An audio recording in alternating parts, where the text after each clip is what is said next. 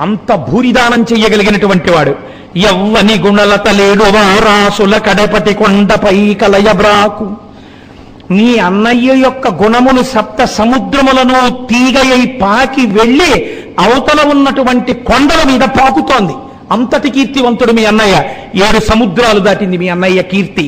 అతడు భూరి ప్రతాప మహాప్రదీప దూర విఘటిత గర్వాంధకార వైరి వీర కోటీర మణివేష్టితాంఘ్రితలుడు.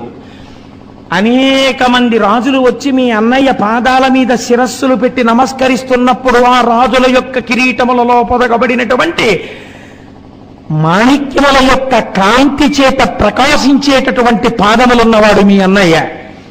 కేవలమర్చుడే ధర్మసుతుడు.